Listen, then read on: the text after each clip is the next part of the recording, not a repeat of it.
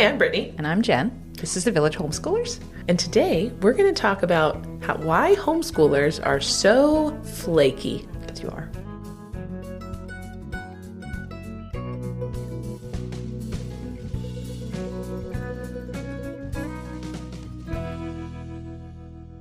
Welcome to the village, everyone.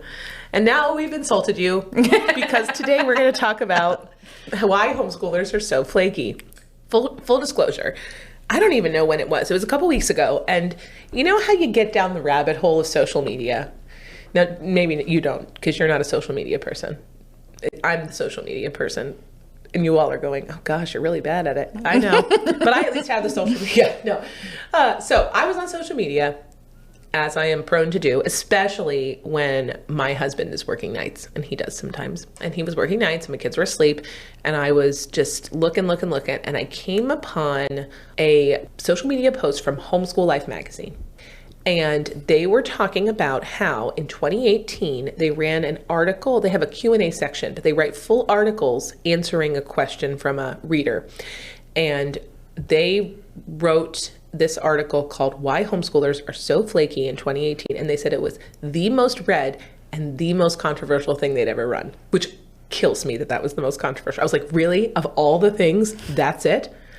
But then I got to thinking about it. And of course, I texted Jen at the article and the screenshot. And I was like, this actually makes really good sense. Well, it really hits close to home for a lot of us. A lot of us. Now, I don't think it's all homeschoolers. Mm-hmm.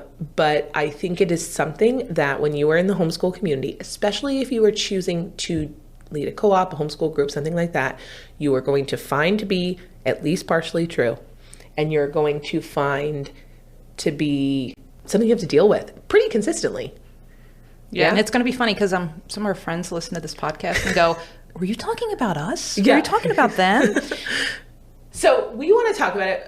We're going to give our take on why homeschoolers are flaky. We did read the article from Homeschool Life magazine, and we will link it in the comments because it's important for you to read it. We agree with some of what they said. They actually interviewed a co-op leader in California, I think, and that's who they based the article on. And we agreed with a lot of what she said. And then we also had some things we didn't necessarily agree with that could just be prone to where we are. This article was written 4 years ago. The situation in the nation is different right now. So that may be why we disagree now. And maybe we would have agreed with her 4 years ago. But so we want to talk about that. But we want to kind of unpack today why homeschoolers are so flaky. Okay. So let's define flaky. What's flaky look like for you, Jen, when you're dealing with our lovely homeschool friends and neighbors? A lot of the wishy-washy. Okay. I'm going to come. No, I'm not going to come. Mm-hmm. All right, I'm going to come. No, I'm not coming. And then they show up anyway, which is fine because we're flexible. But to me, it's... You're flexible. And that's why everyone listening is like, yep, Brittany's not flexible. No. Yeah. Mine is you know what it is for me, and this is a super big pet peeve of mine as well. Like, we should do this. This would be great. Let's talk about it to the kids. Let's da-da-da-da-da-da-da-da. And then I'm not going to do anything and follow through. And are you speaking directly to my husband right now? No, I am not. He actually follows through most of the time. Well, as a homeschool leader, we are sometimes people present ideas because they want to inspire us to do it. Right. And we're like, we're full up. Yeah, thanks. Good luck with that. Yeah. I think that's a great idea. We empower you to do it. Yeah. I fully support you doing it. Right. I think there is some amount of, I get that too. So attendance and just general follow through. Mm-hmm. Yeah. Follow through is the thing. So yeah, that's what it looks like for us. It may look like something different for you. I can see this going a lot of different ways. And I think generally in the article Homeschool Life magazine ran, they were talking about people who don't show up for things. They overcommit and underrepresent. Is that what I'm trying to say? You know what I mean? They're coming to all the things and they come to 1/10 of what they say they'll do. And they do 1/10 of what they say they'll do. And it's frustrating. And we're going to talk about why. So I do want to talk about really why we think this happens. Why are homeschoolers flaky? And I have some strong opinions on this, as Jen knows, and she's like, oh, here we go. So I think for, whatever reason you homeschool, the biggest reason is you want to do it your way. You want that freedom, that flexibility to do it your way, which use what you want to use. Don't use a curriculum, weekend school, vacation in November, all that stuff. RVing around the world. Yeah, I think that's why. That kind of freedom and flexibility is why we do this.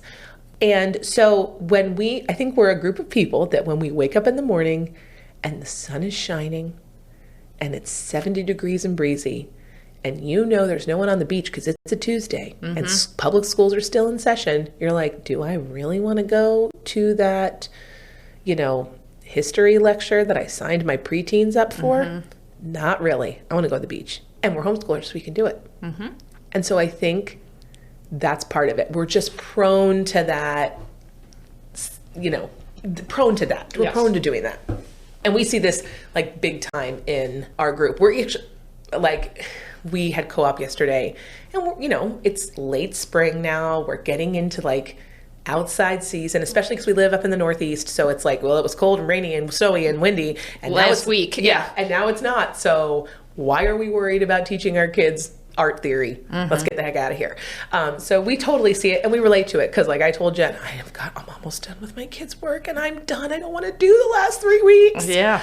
But this is what I think where it comes into play. So we have this strong desire for freedom and flexibility, but I'm gesturing broadly now. You cannot see it and Jen's giving me the eye. But we are just as susceptible to cultural pressure as the next parent in North America or, the United States, where we think we have to provide every single thing to our children. If our children aren't going and doing and being and existing and having all these amazing experiences, we are failing as mothers and fathers. Oh, that, and we're going to be stereotyped. Right. Yeah. Exactly. Right. And so I think that we fall pressure to that too. This is especially, I think, triggering right now because so many people pulled their kids out of the school system in 2020 when COVID happened. Then more did it in 2021. And now they're like, I've got to prove that I made the right decision and I've got to sign my kid up for every museum tour that exists in my entire half of the state, every co-op, every field trip group, every outing, every special event, every homeschool prom, graduation, blah, blah, blah, blah, blah, blah, blah, blah, blah. And if I don't, what kind of mother am I? What kind of father am I? What kind of homeschooler am I? And so I think you just got to socialize the children. You got to socialize the children. So I think that is part of what is happening is parents feel like they're going to just say yes. Plus social media makes it so easy, right? Because we run everything on social media now. So you can click that interested button on Facebook in 0.0002 seconds. And you're like, well, that's months in the future, right? Right. And then, and then the event organizer's like, wow, we have 152 homeschoolers coming to that. And then they show up that day and there's 5 of them. Yeah. Just common. Right. And I wish I was exaggerating. That's not an exaggeration. Yeah. And so we just threw an event that wasn't just open to our co-op, it was open to a bunch of other people. And one came. One person. And it was free stuff. Yeah, I mean, we all came. Our co-op came, but one other person who was not in our co-op came, and we invited like hundreds. Yeah. And it's like, why don't you want our free things? They're good free things. Yeah. It was a whole thing. So I think it's so easy to commit, and then our personalities get in the way. We don't want to. And so then we kind of come off as flaky, or we are being flaky. Now, I also think we've talked about the stereotype, and Jen, of course, rocks the stereotype because she's got one kid, but a lot of homeschoolers have lots of kids. And if you have 7 people in your family, something's going to go wrong with one of those kids, or you, or your partner, or whatever. And so, and if one kid's sick, you can't come to co-op. And right. If you have 6 kids, right?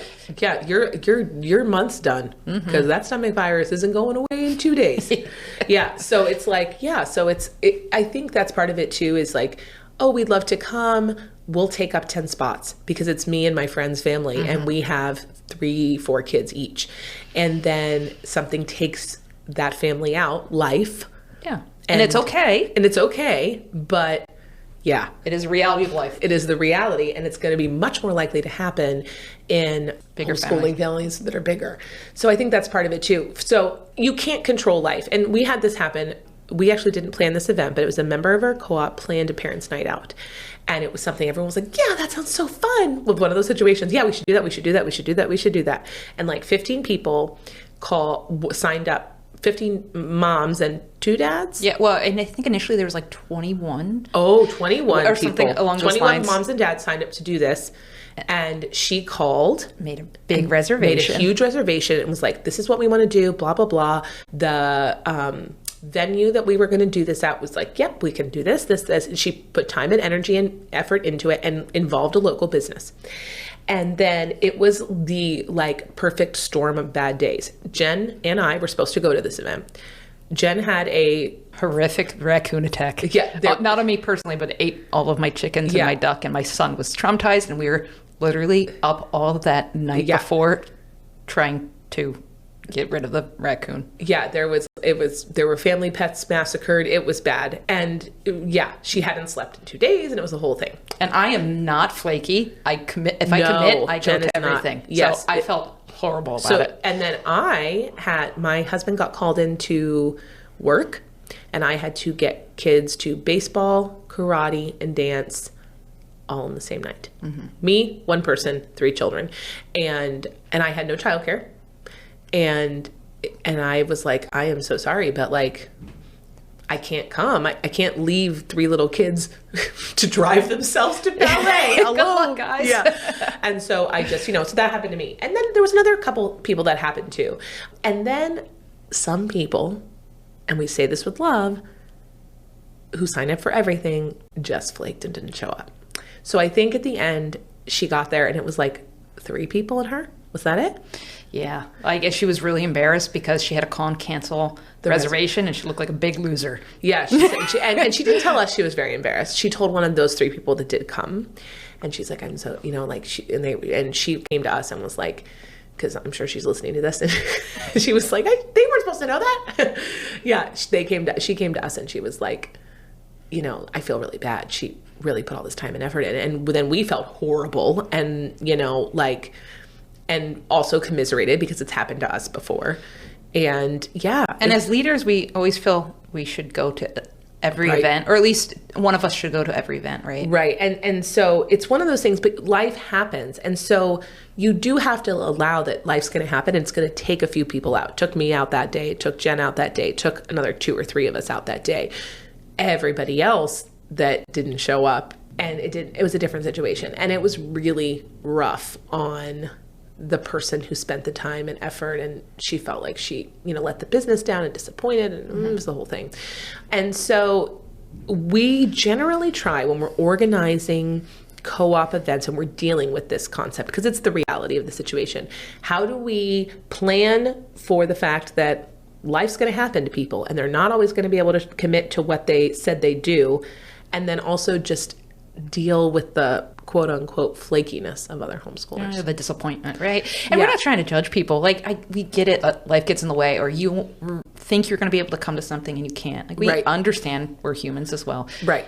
But it sucks. It totally sucks. And we'll talk about why a little bit. I think it bothers us and other organizers so much. Obviously enough that this magazine wrote an article about it. Mm-hmm. Okay, so I think part of the way we manage it, and this is maybe controversial, is that we have to keep in mind that we are not schools and businesses. And when you start to add and add and add and add and plan and put stuff on every single day or multiple times a day of your calendar for your group, especially if you're like a big social media Facebook group that has a lot of those, people are going to look at that and they're going to pick and choose. And they may not pick and choose RSVP wise. They may RSVP to everything. In fact, I know a lot of homeschoolers who do, just in case I want to go, right? And then end of the day, they're going to look at their week and go, well, I don't want to do something Monday twice and Tuesday and Thursday and Friday night and Saturday morning. So I'm gonna do the Tuesday afternoon thing. And that's it. They're going to maybe pick one thing. Yeah. Because that's human nature. But they signed up for all of them. But they signed up for all of them. I think that is really common. So if you are organizing and planning things and you need commitment, don't overbook. Yeah. It's gonna actually, people, I think you think, oh, if I provide all these opportunities, the community will grow. It sometimes works against you. Yeah. I think a lot, actually. And again, we can blame modern technology for that, but I think that's a lot of it. I think you also have to understand the seasonality of life. Like right now we talked about it's spring, it's outside season. People are really enthusiastic about getting out. Right. And also it's like the end of the traditional academic year. Like people do not want a ton of structure right now. They want to show up and sit on a park bench and or go to the beach or whatever. Yeah. So understand that when you're like, let's do a science summer series, it's like, that sounds great in theory. And I'm like, I say, oh, that sounds great in theory. I may hit interested on Facebook. Yeah. But reality is I just want to go hang and garden with my kids because that's what we do in the summer. So we actually, we're dealing with this now. We have, we're having a big end of session semester dance in June. And we have actually a different committee, not us, but a committee of people who are working on it, which we're super thrilled for. It's going to be so fun. But due to the timing of the dance, we actually had to put a planning meeting for fall the day after in the evening. And that's okay. That's good. But we had to do it. We did it well enough in advance so that people can emotionally get their head around the fact that these two things are next to each other. Because if we put two events next to each other, that almost always will kill some attendance. And we really need people to come to, adults to come to the planning meeting, but they're going to pick the dance if they have to pick. So we're kind of like hedging our bets like, hey, we're going to do it in the evening where people have more childcare, blah, blah, blah. And then somebody on the dance committee wanted to do this like pre-dance activity. She wanted to make flower crowns and boutonnieres and corsages with the kids. And she wanted to do it the day before the dance. And my immediate reaction was, I would not do that. And she was really shocked because, of course, it's adorable. Kids with little flower crowns, like, that's amazing. It's super cute. And I was like, yeah, everyone's going to want to do the flower crowns, but nobody's going to come because the emotional energy to do 3 days in a row is going to go kaput. And if they're going to choose, and they're going to choose the dance because it's a 6-hour big event that's going to be super fun. Yeah, like my initial reaction was, that's cute for you to do and bring in for everybody else. Right. And so I really strongly encouraged her. I was like, do it day of, like, if you want people to come. Like, if you don't care if 2 people come, then go ahead and do it the day before. And that's just recognizing humanity. It's not done to hurt the organizer of the event.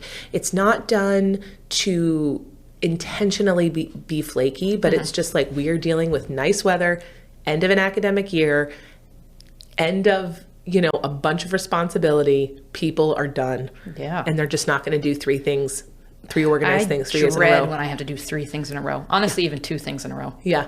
1 thing. Sometimes when we hit schedule and we're going to record our podcast, I'm like, but Jen, we have this the day before. And we seriously debate if we can emotionally manage it.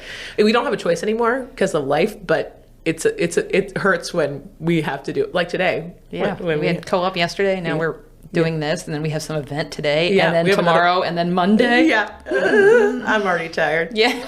Keep the coffee on a drip. Yeah. So I think you just have to kind of understand that. And when you're planning things, keep humanity in mind and the seasonality of life.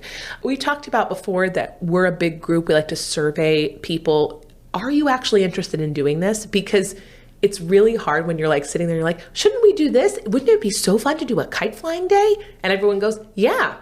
And then we put the event up, and all of a sudden it's like 3 people wanted to fly kites, and everybody else is like, I have better things to do, right? And so surveys are really good. What do we want to do? If we're going to spend all this time and emotional energy planning something, what do we want to do, and when do we want to do it? Yeah. Now, I sometimes am the person who makes the surveys, and I don't like making them. So every time Jen's like, maybe we should survey, or somebody else goes, what day's best to do the baseball game? I'm like, I don't know. Go ask people. So take a pick. Yeah.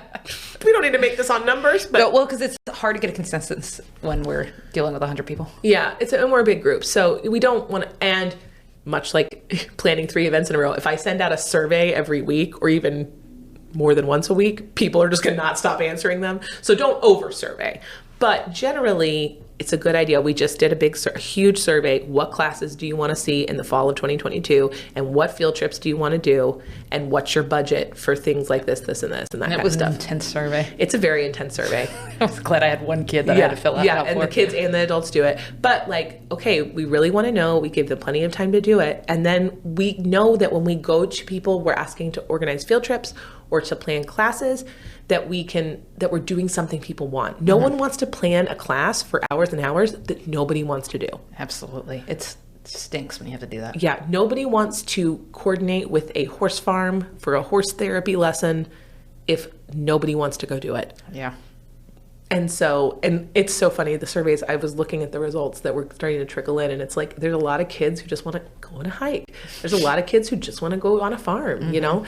And it's like, so sometimes it's like, we need to almost rein the parents and be like, you think that sounds really cool, but actually a lot of people just want to go hang out at a picnic bunch of picnic tables and pack a lunch and, you know, sketch flowers. So yeah. I'm not a nature sketcher, but lots of our kids are. They like it. Whatever floats your boat. Anyway, so that's what we recommend when you're planning things.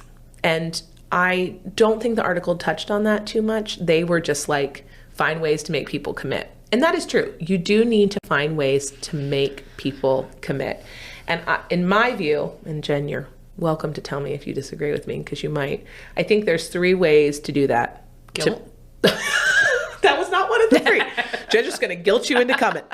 But if you're planning an event, how do we get people to commit and not be those flaky homeschoolers? I think you either have them commit time, you have them commit money, which is, I think, the most controversial way to handle it. But it works. Well, it does. We'll talk about that. And you have them form community bonds and peer pressure. Everybody's I was giving doing it a positive spin, Jen. But no, yeah. So, okay. And then we're going to, I guess, discuss guilt and peer pressure, because that's where we're going with this. So let's talk about time. I think that is time. If you think time equals money, if we use that old adage, if you have committed time to these people, you're going to show up. If I've committed time to, if Jen comes to my field trip I planned, I'm going to go to Jen's. We just had a conversation. There's a field trip coming up in our group, and we were like, should we really go? Like, I don't know, it's a busy day. And I was like, yes, we should, because this person invests a ton of time in our co-op that planned it. Yeah, and I feel guilt for not going. Well, yeah. And then you said you were going, so I was like, oh, I have to go now. She's basically my conjoined twin at this point. You can look at it as a guilt. It is a little bit like, this person's committed, so I need to commit to this person. And there's nothing wrong. Guilt's a great motivator. For some, yeah. For me, at least. Now, not everyone responds to the time thing, though. I noticed that, because I'm like, if that was the case, everybody would come to everything that knows you, me. Well, you would never be absent from our co-op if you know how much time we put into it. And all the other people that lead classes and other things. Yeah. So that's true. But it is help. A lot of people are motivated by, like, I've given a lot of time into this community. I've planned a lot of things. And so I'm going to go. So I think that's helpful. And I think if you can encourage people to help plan field trips, events, classes, whatever it is, that's going to be a good way to get them tied in and to have their attendance be more consistent. Yeah, I like to encourage people, right? When you show up, they keep planning, and it motivates them to want to do stuff. Yeah, do unto others as they do unto you. And so, yeah, I think that's a big one. I think that's really helpful, and just to encourage. And if you are thinking about joining a group, please figure out how you can help plan. You don't have to do a class with a teacher. Plan a field trip. Yeah. Plan a get together, a hangout at your house. Because we hate doing them. Oh, I hate planning field trips. I used to not. I think I've just burnt out on it. But yes, like, please figure out what you can plan, even if it's a 5-person teen game night in your home, because that is going to make everybody else, they see you investing time, they're going to invest back in you. All right, the other way, and this is, I think, the biggest area we disagreed with this article, somewhat. The other way to make people commit is money. So in the article, the Homeschool Life magazine read, they recommended you charge for everything, even free events. And that's where we disagree. We don't charge for our free stuff. If we just went to a class that 4-H was teaching, and it was emergency safety preparation. And they got these little go bags, like if you have a hurricane, you grab your little go bag and go. And like whistles and flashlights. Flashlights. Compass, and, that kind of thing. Those kinds of things. And room to store your food and your extra change of clothes and stuff like that. And it was grant funded. And so they were encouraging groups to do it for free. It was super fun. We didn't charge any of our members to go to it. And everybody showed up. Yeah. And there was a lot of people. And the people that knew they weren't going to show up, they canceled. Right. So yeah, and so it was free and people came. So that's why we don't really feel a need. The article recommended like charge just a tiny few dollars even for free events so that people feel, because when people spend money they feel like they have to come. And that is true. To an extent. Yes. So, but if people already are invested in our community, like everybody in our co-op is already so invested that I trust them to show up to events. Most people, yeah. That's true. Now, where we have an issue is sometimes we let people get financial aid to join our co-op, which I think is wonderful. But at the same time, when people aren't investing their own money, they have no motivation to come sometimes. So people will take up a class space and then they never show up. We had that happen twice. Yeah. In the last 6 months where we've had people take money, which is there for people to take that need it. It's not that we don't want to give it to them. And then they took up space and took money and never came. Yeah. So I understand. It's really complicated too when you're paying for like a field trip where it's like, it's $10 a head and we're going to pay $800 because there's 80 something people going. We posted on our social media, our ice skating field trip that we do every year. It's very expensive because so many of us go and we have to pay. The co-op has to pay. So we have everybody pre-register and prepay, and we make it very public. Like if you pay by this time and then cancel after, you don't get your money back. Yeah. Everybody shows up to that field trip because they've just spent $10 to $35 for their family to ice skate. Yeah. Money it works. It works to make people come. But I have heard also people say, well, if it's only $5, I don't really care. Yeah. Well, I think that depends on your financial. I'm the cheapest person ever. Needs. So. Oh, me too. Well, also that's fine, but I have 3 kids and myself, so $5 a person is $20 for my family to go someplace. It's $10 even for you because most of the time they charge us the parents admission. I would never. I know that's 2 drinks at Starbucks. Yeah. So. My priorities. Yeah. No, so I think that's true. And I think that depends on your affluence, really. Because that's the thing. If you start to overcharge for everything, though, then you run into, we're cutting out whole groups of people that... Yeah. And that's a big group of people right now. Life's expensive right now. Yeah. And, maybe the person would change their opinion in writing this article 4 years later. And that's probably why we disagree, is like we're looking at the economy going... Well, there's some people that just can't afford $20 to lose those $20. So I think you have to charge when there's a fee. And I think you have to make it very clear that people need to prepay. You can't pay day of. Although sometimes I just got 2 emails. We got 2 texts. I didn't realize we had to sign up for that and pay already. So, I mean, that does happen sometimes. Is that something that I'm supposed to pay for? No. I'm like, no, I don't remember. You've got to weigh the pros and cons. Is money working? Yes, people will show up if they pay for it. But... also, the more you charge for things, the more you have to handle the management of the money. And I hate that. So I don't want to be the one to do that. I don't want to put it on my other co-leaders I don't do the money. I'm very public about that. We have a person for that, right? Yeah.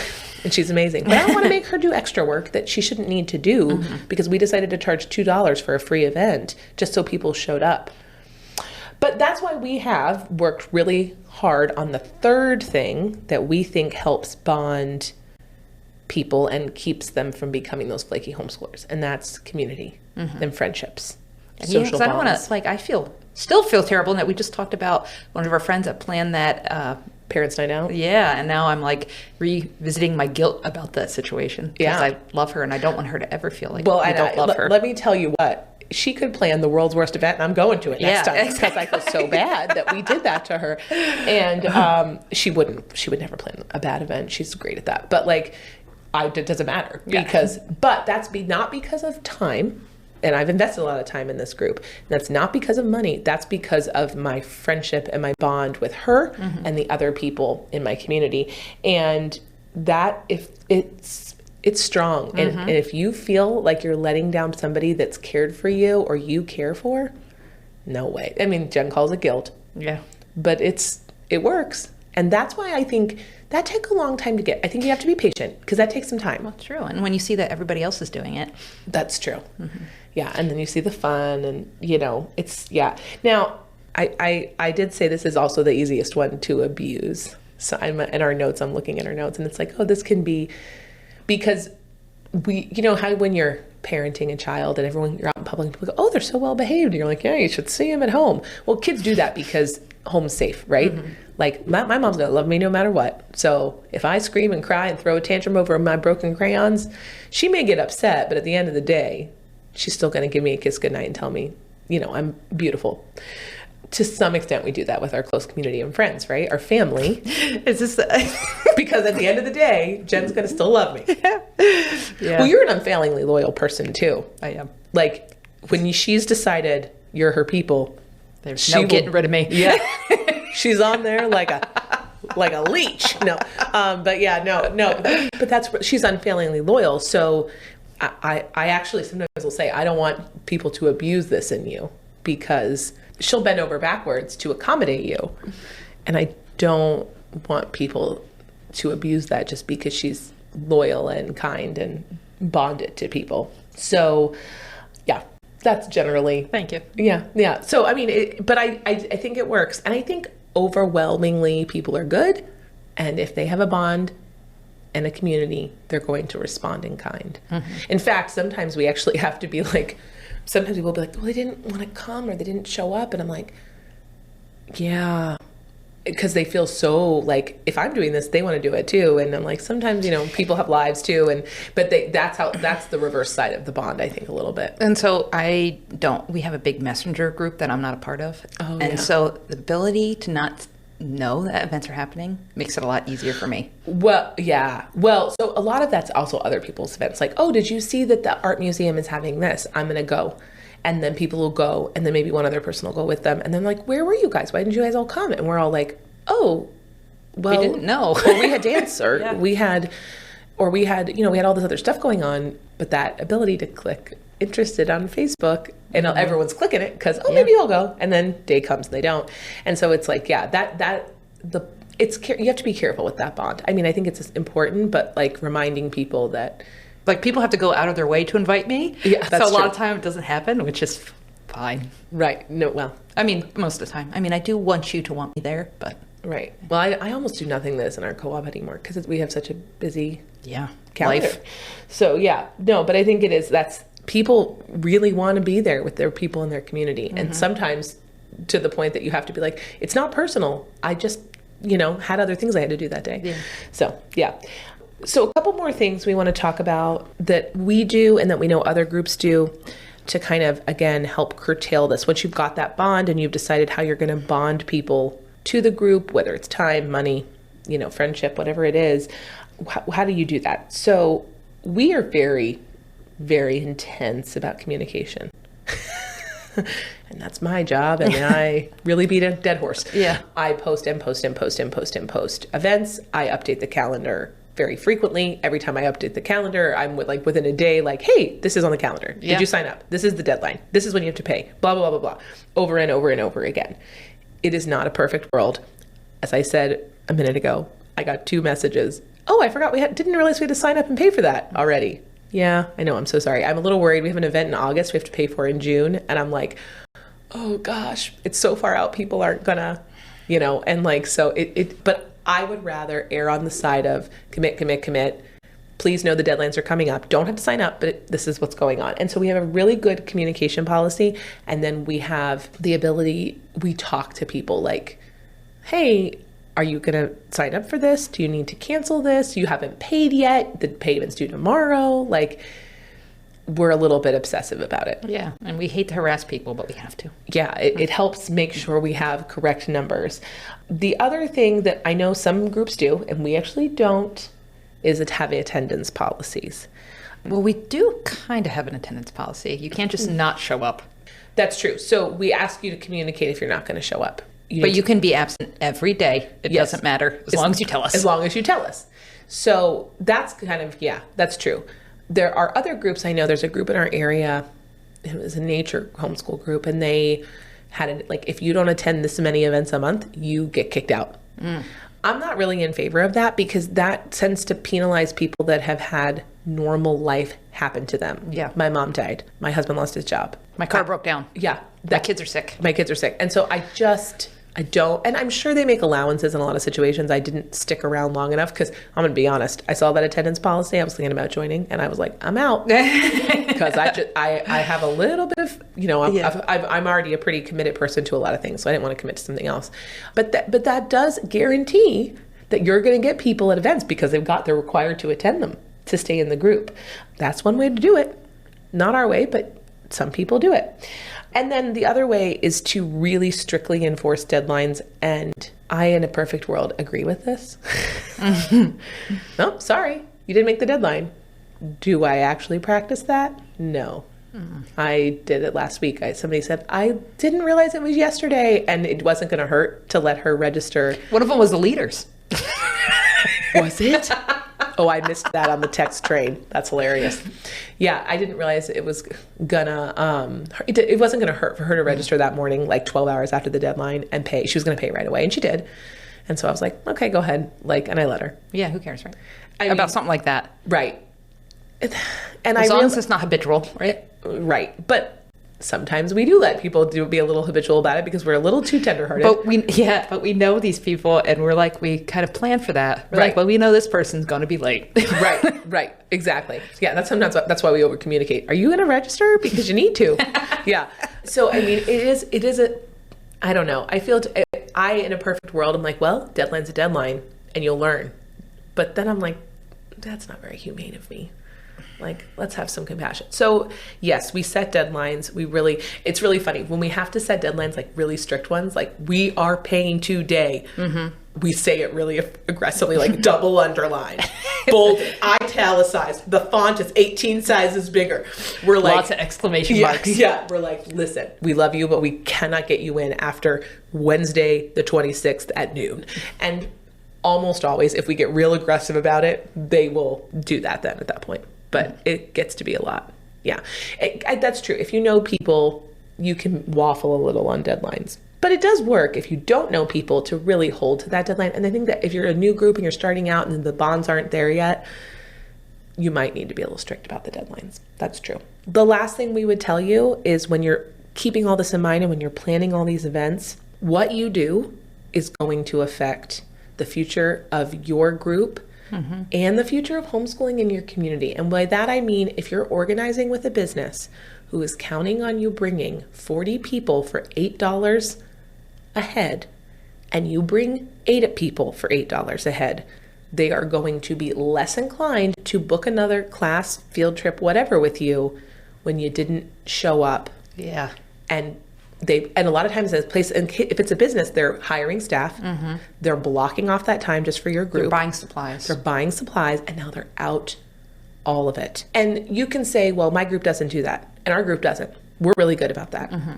But we have been told from other local places and businesses, we're so sorry. We aren't really willing to do special things for homeschoolers because other homeschool groups have done that.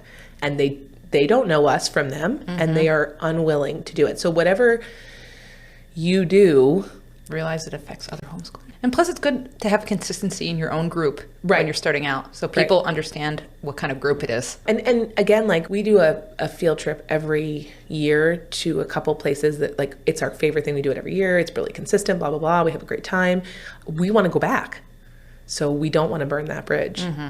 And people lose a lot of money. I've heard of other homeschool co-ops putting their own money out to plan for events and then people not show up. Yes. Yeah. We just heard of one that threw something and the leader was out $400 something. Yeah. No thanks. And I was like, oh my gosh, you're going to burn out and you're going to leave. And that group's going to have nobody to do the planning.